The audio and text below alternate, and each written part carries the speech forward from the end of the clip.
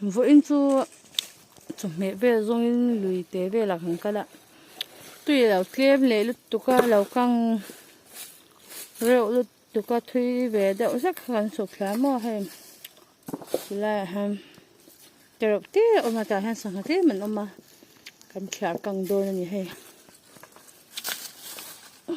thằng tụi ba hàng trả căng mẹ cái mò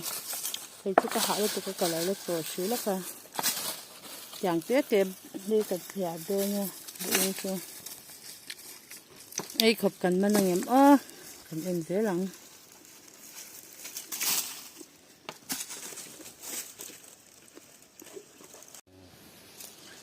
cần sang hạt lạ tum cần bay đông ạ chào khát bia cần ê chiêu thạch cần khệ tập máy như chiêu thạch bỏ hi khệ từ tấm lầu mấy thế nhỉ có đúng là sao cần bị tổ bốc xí là song tiếng lai pika song cần sao mua cả hạ lúc tốt hay làm thì chú có cần ngái lợn na nha cái ngay nó vắt lắm không nhầm lầu khi ăn bị bốc xí giả khác lắm đừng có chắc phải nên tổ lòng hay làm chú thật sáng chán mà có hạ xìa hi khơi ăn cái cải đôn hết đang cái cháo đôn mì hết đang cái cháo đôn mì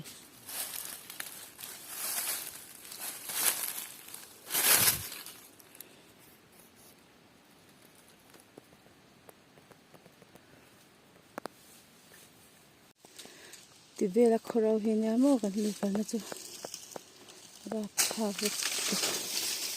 tôi khóc lên tê tôi ông bé mà chụp alo ui đậu đúng rồi mà năm có họ lực to với in cần chụp mẹ dòng chú rau bì lợn thấy không mấy hay tùm bút bạc hạt cần hồ na hay tê dòng thì cô tê cô cái quang nhá hay dòng tê hi sang à chán hay tê hi thil thề cần khé cả nhà mình đã lâu khé giàu với cảm ơn lột xăm nước lang trên hay in à cần khen tổ nhỉ vì thấy khóc mấy